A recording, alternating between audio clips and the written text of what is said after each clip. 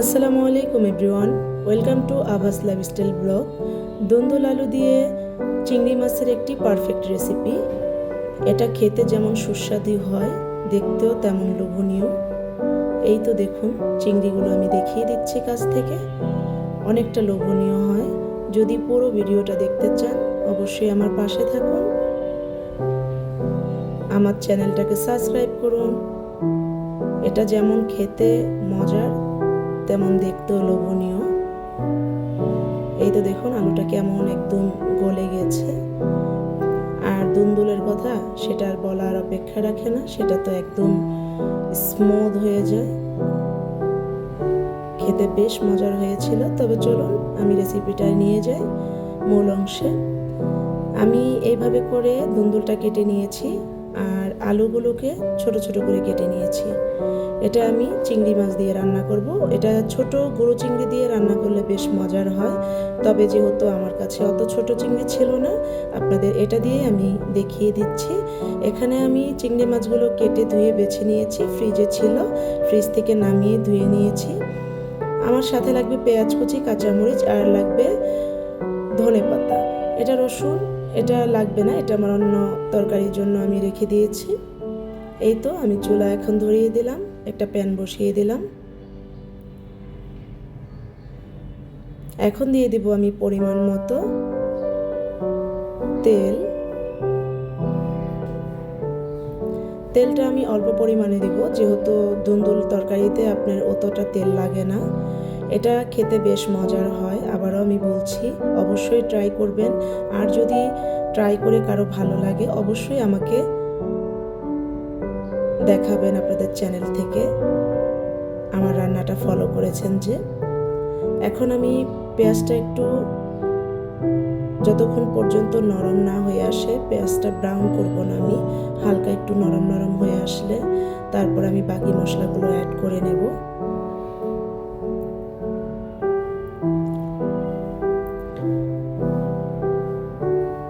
এটা সম্পূর্ণ অল্প উপকরণের রান্না। আপনার হাতের কাছে যে মশলাগুলো থাকে সেগুলো দিয়ে রান্না করতে পারবেন। দিয়ে দিলাম স্বাদ মতো লবণ। লবণটা আপনাদের সবজি পরিমাণটা, মাছের পরিমাণটা অনুযায়ী ভেবে চিনতে দিবেন, কারণ লবণ আমার যতটুকু তরকারি ছিল আমি অনুযায়ী দিয়েছি। এখন দিয়ে দিলাম আমি আদা রসুন পেস্ট।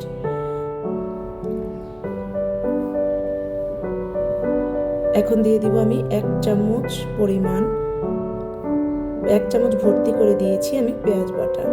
এখন আমি ভালো করে এটাকে কষিয়ে নেব।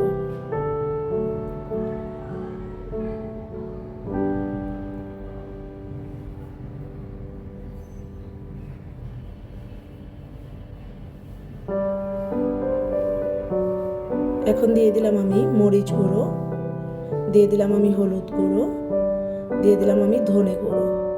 এখন দিয়ে দিব পানি। পানি দিয়ে দিব এজন্য মশলাটা যাতে পুড়ে না যায়, পোড়া গন্ধ না ওঠে। আপনার যেহেতু পেঁয়াজ বাটাটা দিয়েছি, গ্রেভিটা একটু ঘন ঘন হবে। আর দুন্দুল তরকারিতে এমনিতেও মরিচ কম লাগে, আর দুন্দুল তরকারিটা একটু মিষ্টি মিষ্টিই বেশি ভালো লাগে। এমনিতেও দুন্দুলটা অনেক মিষ্টি হয়। খাবারের স্বাদটা যেমন করে রান্না করেন। দিয়ে দিলাম আমি চিংড়ি মাছগুলো। চিংড়ি মাছগুলো দিয়ে এখন আমি ভালো করে কষিয়ে নেব।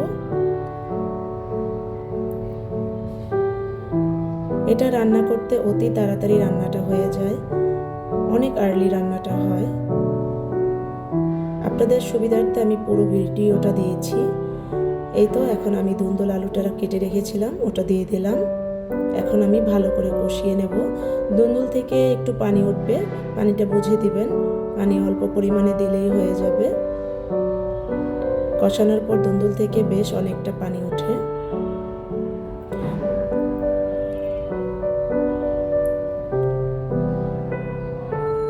এই তো দেখুন অনেকটা ঝাল হয়নি, আমি বললাম না দুন্দুলে ঝাল কম দিতে হয়।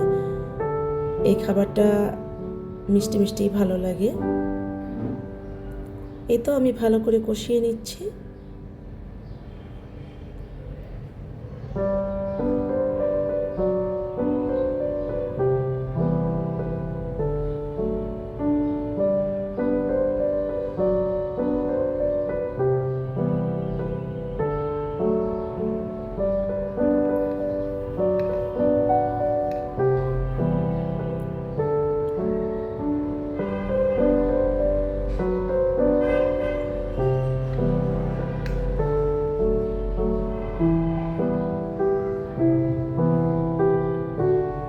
দেখলাম বেশ নরম হয়ে গেছে ধুন্দুলটা, অনেকটা পানি উঠে গেছে, দেখতেই পাচ্ছেন অনেকটা পানি উঠে গেছে, ধুন্দুলটা একদম সফট হয়ে গেছে। এখন আমি এটাকে ঝোলের পানি দিয়ে দিব, ঝোলের পানি দিয়ে ঢাকা দিয়ে রেখে দেব। ঝোলের পানিটা আমি অল্প পরিমাণে দেব।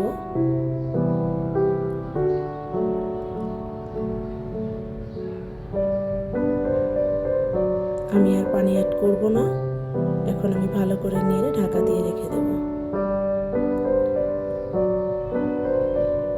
অ্যাকচুয়ালি খাবারটা যে যেভাবে রান্না করেন তার ধরন করে রান্না করেন, আমি আমার স্টাইলে রান্না করি। এখন দিয়ে দিলাম 3টা কাঁচামরিচ, ঢাকা দিয়ে রেখে দিলাম। এখন দেখলাম ধুন্দুলটা বেশ অনেকটা সফট হয়ে আসছে, এখন আমি আরেকটু নাড়াচাড়া করে দেব। এটার সাথে আমি আর কোনো মশলা অ্যাড করব না, শুধু জিরা অ্যাড করব আর ধনেপাতা অ্যাড করব। যখন আমার ঝোলের পানি আরও কমে আসবে তখন আমি জিরা আর ধনেপাতা দিয়ে নামিয়ে নেব।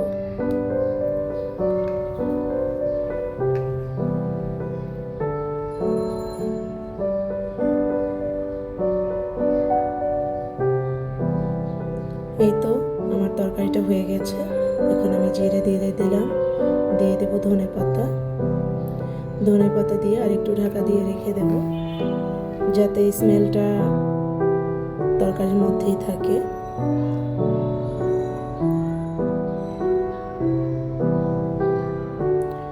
অনেকটা পরিমাণ ধনেপাতা দিয়ে দিলাম।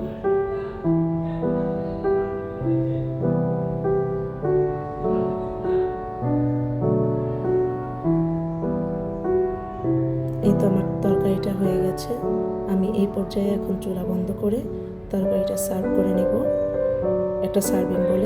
আজ এই পর্যন্তই, আল্লাহ হাফেজ।